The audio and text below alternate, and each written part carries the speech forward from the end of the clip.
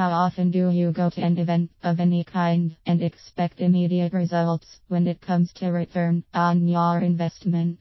This kind of thinking is what can destroy many entrepreneurs. It comes back to the microwave thinking, as I call it. We want and expect everything now. For those of you who are gardeners or who live on/near farms, you know and understand that planting and harvesting rarely happen in the same moment of time. The same holds true in business. You plant a seed, you nurture that seed, and then you reap the harvest. To think differently in growing your business and making money causes me to shake my head. Where does that thinking come from? I know, for sure, it does not serve you well. I am often asked about my own practices when it comes to follow-up, and that's what I want to share with you in today's article. Keep in mind that there are different steps for different scenarios, so I am going to give you some generic steps to consider and implement. 1 pound, have a clear and compelling message. Whether I am attending a local networking event or speaking on a stage at a major event, it all comes down to your message, the solution you provide.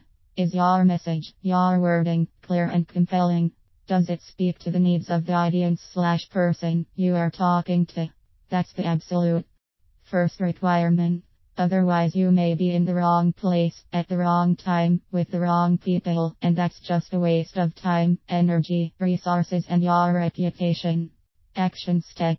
Practice your message/presentation many times. It will require tweaking until you get really good at this, and even so, keep practicing. When people start to learn and ask questions, then you know you've hit the nail on the head. Practice in the mirror. Practice out loud. Practice with a friend. Practice on the phone. Then get out there in front of people and practice some more. Just because you've delivered a clear introduction and/or presentation doesn't necessarily mean the next step is that you close the sale. Hey, sometimes it does happen, and hooray when it does. For the most part, however, that first encounter is like a blind date.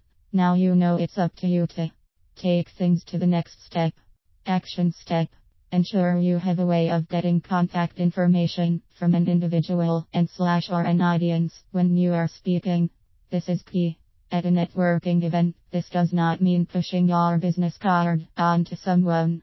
Always get a person's contact information and then have a system in place for appropriate follow-up. 3 pounds, consistency counts. And this is where/when most entrepreneurs just drop the ball. Consistency counts. From my own observations, this is really a mindset issue, more so than a systems or process issue. So many entrepreneurs I speak to tell me I don't want to bother people. Jeez, really? Do you believe in what you have to offer or not? Do you believe that the solution you provide helps people? If yes, then get over yourself. Action step. Change your thinking. This is the absolute first step in growing your business and with being consistent in your follow-up. People are busy. They have lives outside of work. They are not thinking about you as much as you are thinking about you. You have a gift, and when you have been in the presence of people who need what you have to offer, get it to them. Do whatever it takes. Here are some statistics that should catch your attention. Truly shocking sales statistics as it relates to the follow-up process. 48% of salespeople never follow up with a prospect. 25% of salespeople make a second contact and stop. 12% of salespeople make more than 3 contacts. 2% of sales are made on the first contact. 3% of sales are made on the second contact. 5% of sales are made on the third contact.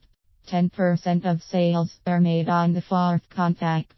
80% of sales are made on the 5th to 12th contact. Creating and using a follow-up system is a guaranteed way to grow your business. I have nothing more to say.